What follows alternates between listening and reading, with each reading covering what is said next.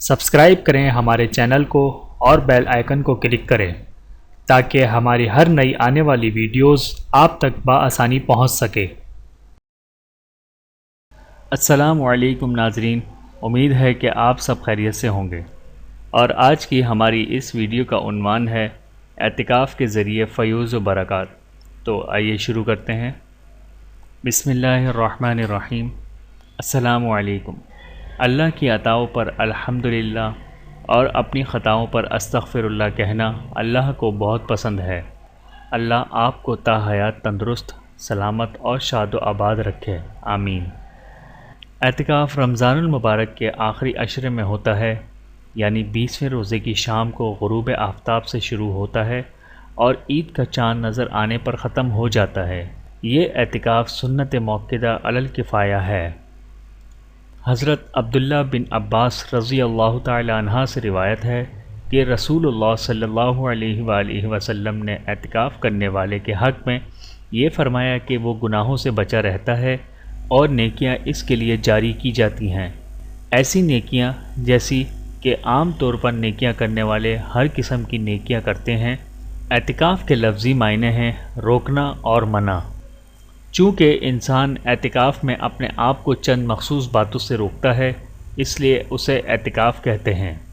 اعتکاف رمضان المبارک کے آخری عشرے میں ہوتا ہے، یعنی 20ویں روزے کی شام کو غروب آفتاب سے شروع ہوتا ہے اور عید کا چاند نظر آنے پر ختم ہو جاتا ہے۔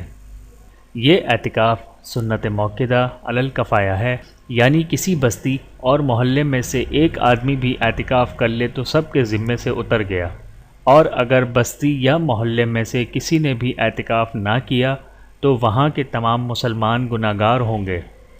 مرد کے اعتکاف کا طریقہ یہ ہے کہ 20ویں روزے کی شام کو مغرب سے پہلے مسجد میں داخل ہو اور پھر عید کا چاند نظر آنے پر مسجد سے باہر نکلے۔ اس دوران کھانا پینا، سونا جاگنا، پڑھنا لکھنا سب کچھ مسجد کے اندر رہ کر کرے گا۔ البتہ ضروری حاجت کے لیے مسجد سے باہر نکل سکتا ہے۔ عورت کے اعتکاف کا طریقہ یہ ہے کہ وہ اپنے گھر کے کسی کمرے میں یا کسی کمرے کے ایک مخصوص کونے میں ٹھہر جائے، وہیں کھائے، وہیں سوئے، صرف ضروری حاجت کے لیے اپنی جگہ سے باہر جا سکتی ہے۔ اعتکاف کی حالت میں بالکل خاموش رہنا ضروری۔ اعتکاف کی حالت میں بالکل خاموش ہو جانا اور خاموشی کو عبادت سمجھنا مکروہ ہے، لیکن فضول باتیں کرنا بھی مکروہ ہے۔ بس دین کی باتیں کرنے کی اجازت ہے۔ اب یہ بات بھی سامنے رکھنی چاہیے کہ اعتکاف کی حالت میں کیا کرنا چاہیے، تو اس میں عام حضرات کے لیے یہی مناسب ہے، اور پھر اس کے بعد اسی پارے کی تفسیر اور ترجمے کا مطالعہ کریں۔ جب ہم حضور اکرم صلی اللہ علیہ وآلہ وسلم کی احادیث مبارکہ کا مطالعہ کرتے ہیں تو ہمیں اعتکاف کے بڑے فضائل معلوم ہوتے ہیں، جس سے ذہن میں اعتکاف کی اہمیت پیدا ہوتی ہے۔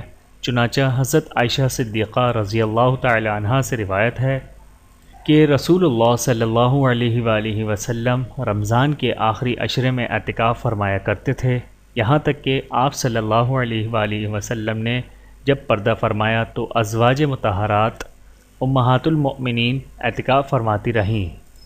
ایک اور موقع پر ارشاد نبوی صلی اللہ علیہ وآلہ وسلم ہوا، فرمایا جو شخص ایک دن بھی اللہ کی رضا اور خوشنودی کے لیے اعتکاف کرتا ہے تو اللہ اس شخص کے اور دوزخ کے درمیان 3 ایسی خندقوں کے برابر دیوار قائم فرما دیتا ہے، جن خندقوں کا فاصلہ زمین و آسمان کے فاصلے سے بھی زیادہ ہے۔ بہقی کی ایک روایت میں بڑی اہم حدیث میں ذکر ہے، رسول اللہ صلی اللہ علیہ وآلہ وسلم نے فرمایا جو شخص رمضان کے آخری عشرے میں اعتکاف کرے تو اسے 2 حج اور 2 عمروں کے برابر ثواب ملے گا۔ بہت سے ایسے کام بھی ہیں جنہیں انسان مسجد سے باہر کرتا ہے تو اسے ثواب ملتا ہے، لیکن اعتکاف کی حالت میں وہ کام نہیں کر سکتا۔ مثلا نہ کسی کی عیادت کے لیے جا سکتا ہے، نہ کسی جنازے کے ساتھ جا سکتا ہے، نہ کسی کی خیرخواہی وغیرہ کے لیے جا سکتا ہے۔ تو اس کے بارے میں حضرت عبداللہ بن عباس رضی اللہ تعالی عنہ سے روایت ہے کہ رسول اللہ صلی اللہ علیہ وآلہ وسلم نے فرمایا اعتکاف کرنے والا گناہوں سے تو محفوظ رہتا ہی ہے، اور اس کے لیے نیکیاں اتنی ہی لکھی جاتی ہیں جتنی کرنے والے کے لیے۔ اللہ رب العزت ہمیں رمضان المبارک کے آخری عشرے کی تمام نیکیاں سمیٹنے کی توفیق نصیب فرمائے، آمین ثم آمین۔ جزاکم اللہ خیرا کثیرا۔ ویڈیو دیکھنے کا بہت شکریہ۔ مزید ویڈیوز دیکھنے کے لیے ہمارے چینل کو سبسکرائب کریں۔ اگر ویڈیو پسند آئے تو لائک کریں۔ اچھی بات کو دوسروں تک پہنچانا صدقہ جاریہ ہے۔ جزاکم اللہ خیرا کثیرا۔ اپنا اور اپنے پیاروں کا بہت زیادہ خیال رکھیے گا اور مجھے دعاؤں میں یاد رکھیے گا۔ Take care. اللہ حافظ۔